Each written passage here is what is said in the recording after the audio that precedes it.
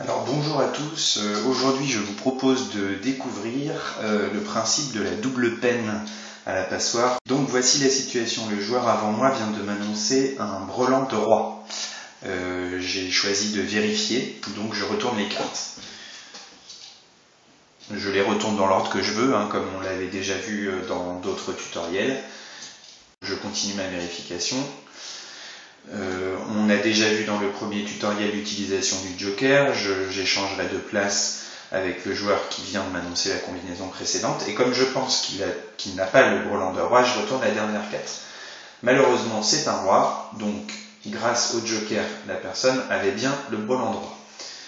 Donc j'ai perdu 1, 2, 3 pour les 3 premières cartes que j'ai retournées, et la dernière vaut le nombre de cartes avant elle, 1, 2, 3, 4, 5, 6. J'ai perdu 6 points, mais comme aucun bluff n'a été vérifié, je suis dans l'obligation de défendre cette combinaison. Je dois donc placer en dessous du paquet les cartes du joueur précédent. Comme je défends un brelan, je prends donc les 4 premières cartes de la pioche et je dois faire mieux qu'un brelan de roi. Malheureusement, dans cette situation-là, je ne peux pas annoncer mieux qu'un brelan de roi, je vais donc être obligé de bluffer. Je décide d'annoncer au joueur précédent un nouveau brelan de roi. Je pose donc les cartes sur la table face cachée et je fais l'annonce au joueur suivant.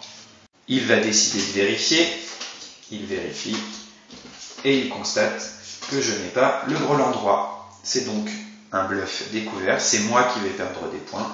Je perds le nombre de cartes sur la table moins 1, je perds donc 3 points. C'est donc le principe de la double peine. J'ai perdu quand j'ai vérifié un bluff et je perds encore quand mon bluff de défense est découvert. Là, un bluff a été découvert, on arrête donc la main en cours, les cartes sont positionnées en dessous, le paquet est mélangé et le joueur à qui j'ai fait l'annonce recommence le jeu avec 2 nouvelles cartes.